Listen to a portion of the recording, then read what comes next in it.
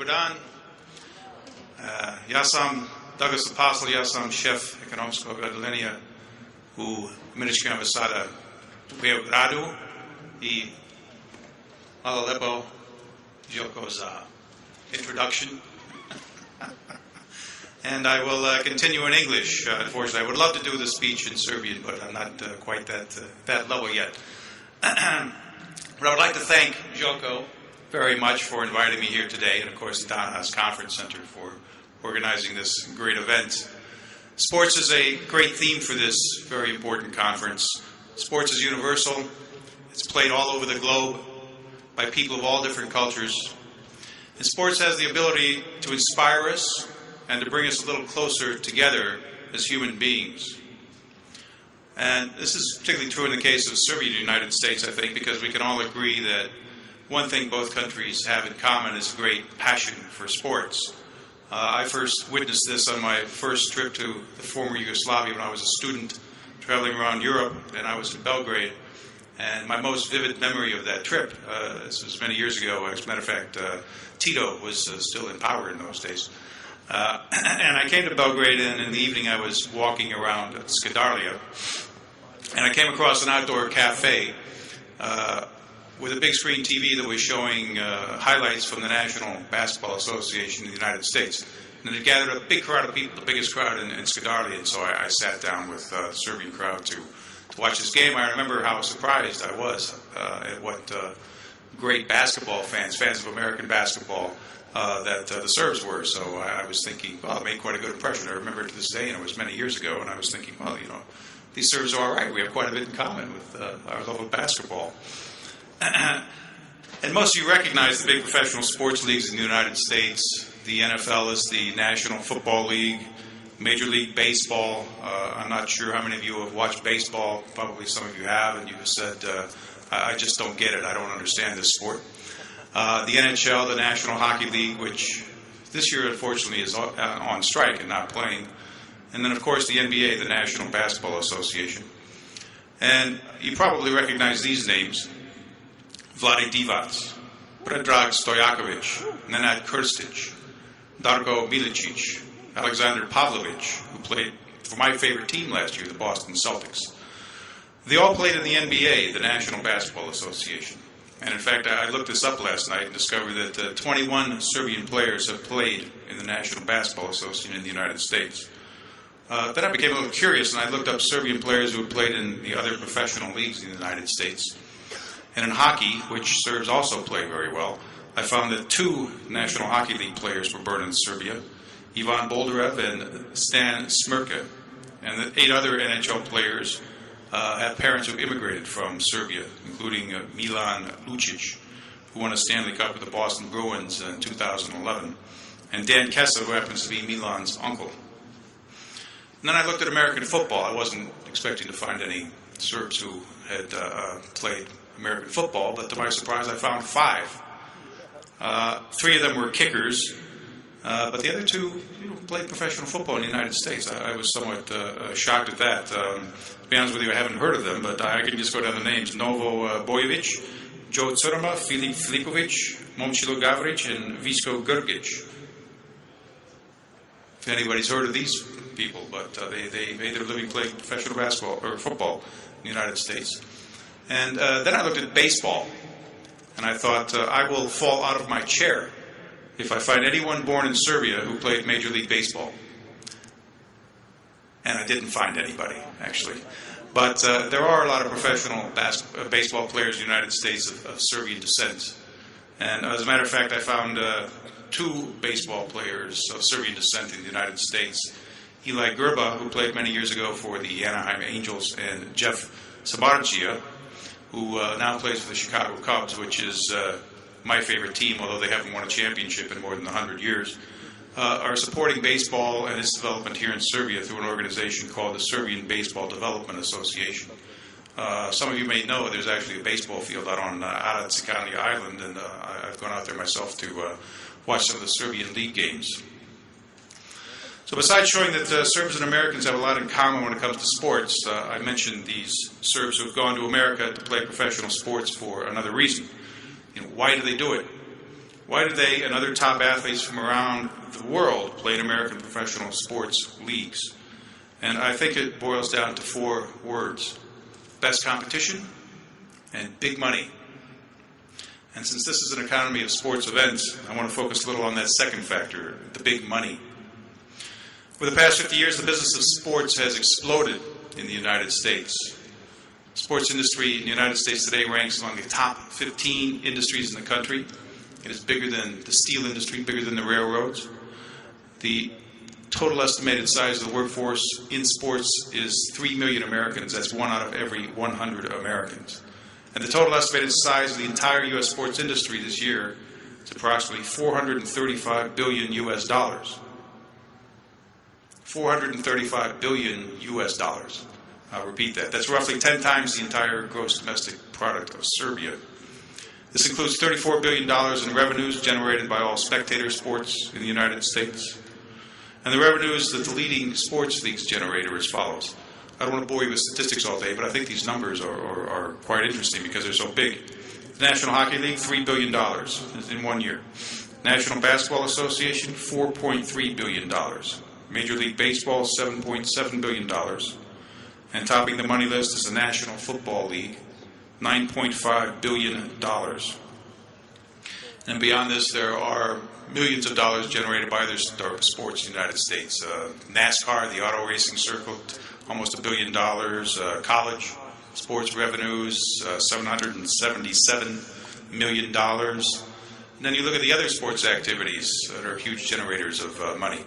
The wholesale revenues of U.S. sporting goods manufacturers, $77.3 billion last year. Retail sporting equipment sales, $41.5 billion. U.S. health club membership revenues, $21.4 billion. And annual company spending for sports advertising in the United States, $28.6 billion. So according to Forbes magazine, the 10 most valuable sports teams in the world are worth a combined $16 billion. And of the 50 most valuable sports teams in the world, ranked by Forbes, 41 are American, and that includes all 32 professional American football teams, whose average value is over $1 billion. And for you fans of real football, which we in the United States call soccer, you'll be happy to know that the top of the list are 2 European clubs. And any guesses which they are? Manchester United, yes, that's exactly right, and Real Madrid. And in third place are the New York Yankees and the Dallas Cowboys from the United States. And the value of these sports clubs continues to increase. This year, the Los Angeles Dodgers baseball team was sold for $2.1 billion to a group of people that included, ironically, the famous basketball star Magic Johnson. So where does all the money come from? Where are the main sources of revenues for these sports franchises? Number 1 is television and media. Television networks pay the professional sports leagues billions of dollars for the right to broadcast their games. This has been the financial fuel behind the explosion and massive growth in the sports industry over the last 50 years. Radio broadcast rights also contribute significantly to these revenues. Last year, media fees to the National Football League alone are $4.3 billion, which is divided equally among the 32 professional football teams. Major League Baseball just announced a new television deal that is worth $1.5 billion per year to broadcast baseball games. So why do the television networks and the radio networks pay so much money to broadcast sports games? It comes down to one word: advertising. American corporations pay the media networks billions of dollars to advertise their products during the televised broadcast of professional sports games. Many of you probably know that the king of advertising revenue is the National Football League's annual Super Bowl. 1 minute of advertising during the Super Bowl this year cost $7 million. Just think about that, $7 million for 1 minute. How long have I been talking here? Well, it's probably not worth $7 million a minute, but anyway, it's huge numbers. The number 2 source of revenue are licensed products. You see them everywhere: T-shirts, hats, keychains, computer games, refrigerator magnets, everything carrying a sports logo. All the revenue for those products, or a portion of it, goes back to the teams. Third is ticket sales and stadium revenues.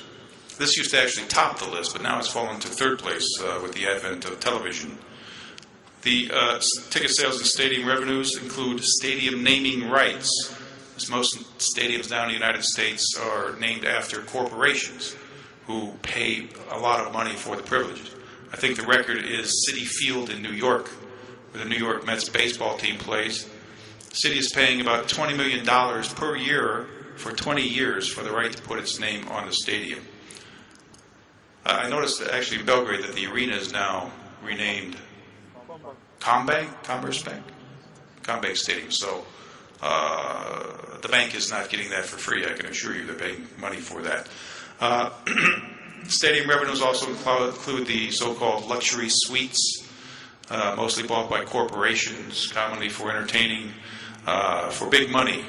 They can cost as much as $500,000 for a season. As I said, ticket sales used to be the leading source of revenue, but now it's in third place. But it still costs a lot of money to go to a professional sports event in the United States. I was just back in the United States a few weeks ago, actually, picking up the award that Joko generously pointed out. And I took my son to a professional football game in Baltimore to see a team called the Baltimore Ravens. The ticket price for one ticket was $90. So taking my son, that cost $180 just for the ticket. The price of parking, about $25. And the price for one beer was between $8 and $9. That's about 700 dinar for one beer. There were about 70,000 people at the game, so if everybody buys one beer, and my son didn't drink, but I had two, so it averages out. That's about $600,000 just from the sale of beer, one round of beer alone going into the team's pocket. So how do these great stadiums in the United States get financed and built? And they are truly amazing facilities. If you've ever attended a sports event in the United States, they have massive television screens called jumbotrons that are, practically the size of this arena back into, sort of wall to wall. So you could actually go to a sporting event and sit in the stadium and watch the game on television as it's being played right before you. It's kind of ironic. Also, the luxury suites for the big spenders and corporations are very impressive. Many of the stadiums now have gourmet restaurants and nice bars where you can even spend an evening when there's not a game ongoing.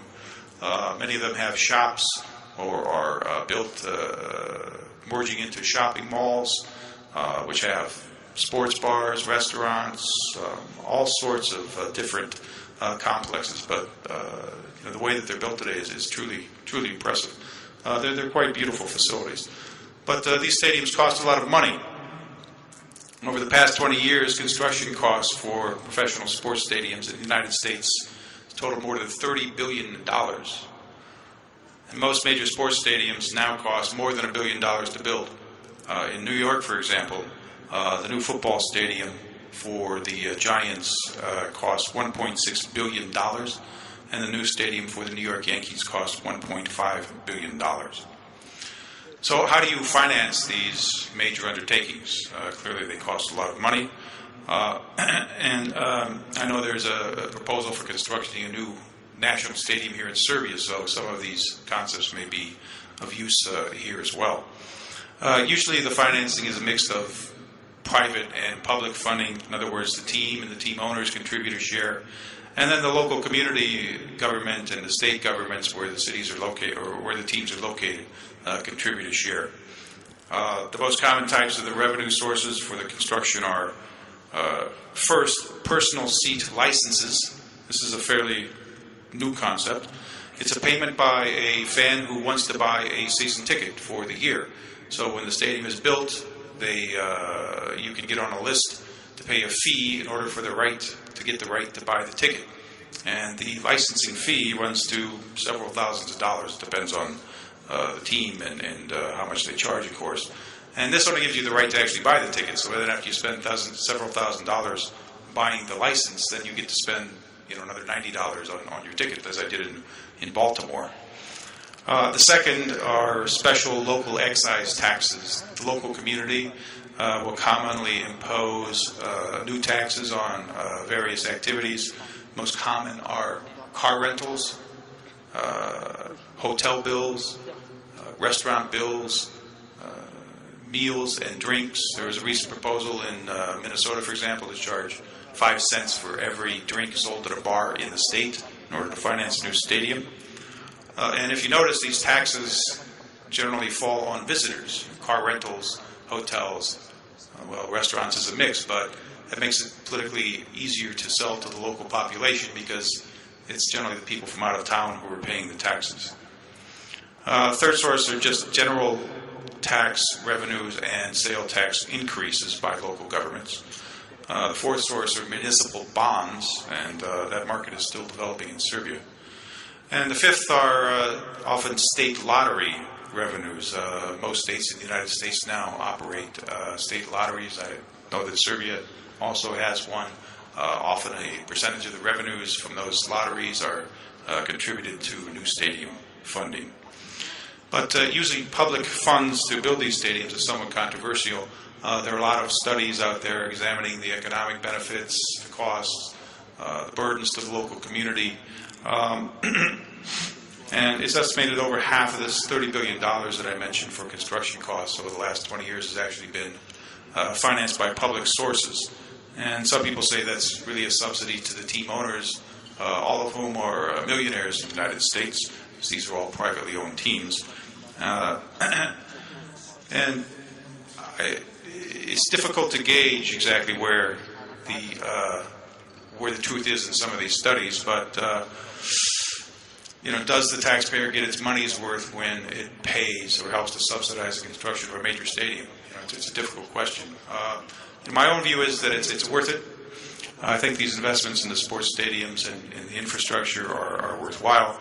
It's very true that they cost a lot of money, but I've seen personally how sports stadiums not only generate much revenue for the city in which they're located, but can actually help to revitalize the city and neglected areas in the city.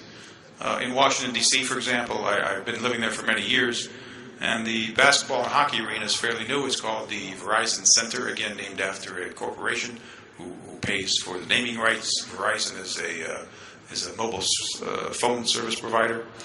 But it was built in a formerly fairly bad area of the city, and when they started construction, I was thinking, this will never work because people won't go to that area of the city to see the game. But it turned out that the Verizon Center actually transformed that entire area of Washington, D.C. And so if you go there now to see a game, it's surrounded by bars, restaurants, shops, people there and are spending money in the evenings going out. So it's quite a vibrant area of the city. But, I also think that the value of a sports team and its stadiums and facilities goes far beyond any measure of dollars and cents. The fact is that we all love our sports teams, and we can hardly imagine living in a city without our sports teams. So what is New York without the Yankees? What is Chicago without the Chicago Bears? That's my favorite team. What's Los Angeles without the Lakers? What's Boston without the Celtics? What is Belgrade without Crvena Zvezda and Partizan? Exactly. So my conclusion is that sports teams and their big stadiums may or may not make a city rich, but they certainly make a city happy. Thank you. Hvala.